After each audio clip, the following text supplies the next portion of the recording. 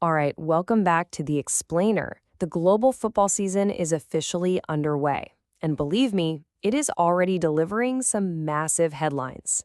We're talking unbelievable upsets, blockbuster transfers, title races heating up all over the world. Yeah, we've got a lot to cover. So let's just dive right in. So, here's what we've got on tap. We're going to kick things off with an absolute shocker from the very first game of the English season. Then we'll break down a huge striker swap that's shaking up the Premier League. From there, we'll take a look at the title races across Europe's top 5 leagues, do a quick trip around the world, and then, and you're going to want to stick around for this, we'll finish with a playbook to help you actually get your hands on tickets for the 2026 World Cup. Okay, so let's start at Wembley Stadium. You know the scene, right? It's the traditional curtain raiser for the English season, the Community Shield. And man, what a way to get things started. Yup, you are seeing that correctly. In a result that pretty much nobody saw coming, Crystal Palace are the Community Shield winners. They beat last season's FA Cup champs, Liverpool. It was this dramatic 2-2 draw.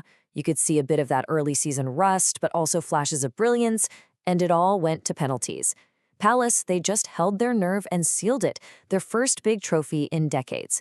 For Liverpool, it's a bump in the road. But for Palace, what an absolute dream start to the season. And you know, the drama on the pitch has been more than matched by the crazy high-stakes action in the transfer market. Let's talk about 2 huge deals involving top-tier strikers in the Premier League, because these 2 moves are actually connected. So this is a really fascinating ripple effect happening in the market. On one hand, you've got Manchester United. They finally landed their guy, signing the really powerful 22-year-old striker, Benjamin Šeško, to lead their line. I mean, his arrival is a massive story for the league. But then, as one star comes in, another one heads out. Darwin Núñez. He's completed a huge, big money move from Liverpool over to Al Hilal. And this just shows you, once again, the incredible spending power of the Saudi Pro League and the kind of impact it's having on Europe's biggest clubs. All right, so these huge individual moves really set the stage for the big season-long battles to come. So let's zoom out a bit and take a quick tour of who's in the running for the title across Europe's 5 biggest leagues. Okay, this table gives us a great snapshot of how things are shaking out across Europe. In the Premier League, it looks like we could have a wild 4-horse race on our hands. You've got Arsenal trying to hold off City, Liverpool, and now a rebuild Man United. Then you go down to La Liga, it's the classic showdown, Real Madrid versus Barcelona. The big question mark there, though, can Madrid really cope with Jude Bellingham being out long-term? That can be a huge blow. Serie A and Italy, that looks like the most wide-open race of them all. And then in Germany and France, well, it's the same old story, isn't it? Can anyone stop the juggernauts Bayern Munich and PSG from just running away with the titles again? But hey, football isn't just about Europe, right? Let's zoom out even further and take a rapid-fire trip around the globe, because the action is heating up everywhere. First stop, North America.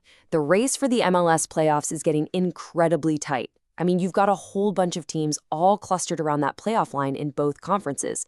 The fight for those last few spots is just getting brutal, which means pretty much every single game from here on out has massive season-defining implications. Now, let's head down to South America, where the Brazilian League, wow, it's proving once again why it's one of the most exciting in the world. This is an absolute nail-biter. We're talking less than a single point separating the top 3 teams. You have these huge, historic rivals, Flamengo, Palmeiras, and Cruzeiro, all neck and neck as we get into the final stretch. It's going to be a photo finish. And over in Asia, the hype is definitely building for the continent's biggest club competition, the AFC Champions League. The group stage draw just happened, and it's already set up some incredible matchups. You've got the giants from Saudi Arabia's booming league going up against the powerhouse clubs from Japan and South Korea. We are in for some absolutely massive clashes right from the start. Finally, let's touch down in Africa, where the long journey to be crowned continental champions is just kicking off. The preliminary rounds for the CAF Champions League are underway, and this is the start of that grueling, difficult road for legendary clubs from places like Egypt, Morocco, and South Africa, all of them dreaming of lifting that continental crown. And of course, all this global action, all this excitement, it's all building towards one thing, isn't it? The biggest event in all of sports, the 2026 FIFA World Cup. The hype is just getting bigger and bigger. But for us fans, so is the challenge of actually, getting a ticket. So let me ask you a question.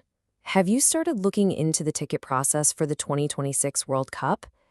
If you have, you might be feeling a little overwhelmed. Yeah, the whole thing can seem super confusing, maybe even a little intimidating. Trust me, if you feel that way, you are not alone. Look, to have a real shot at getting tickets, you first have to understand what you're up against. We're talking about a maze of multiple, really confusing sales phases. There are these complicated public ticket lotteries, and on top of all that, there's just unprecedented global demand. The simple, hard truth is that demand is going to completely overwhelm the supply. Millions of fans who want to be there, they're just going to be left disappointed. But here's the thing, there are ways to get an advantage. That's what this 4-step playbook is all about. It's designed to solve this exact problem. First, we decode the whole process, simplifying FIFA's official rules. Then, we teach you the real strategies, how the ballot system actually works behind the scenes. Step 3, we give you actionable tips to seriously maximize your chances. And finally, Step 4 is all about helping you secure your tickets, so you can stop stressing and start planning the trip of a lifetime. So when you think about it, we've got new stars, we've got shocking results, we have title races kicking off all over the world, and a World Cup just over the horizon. The stage is absolutely set for an unforgettable season of football, and it's all building towards 2026. So, I'll leave you with this. Which of these stories, which one, is going to be the one that defines this season?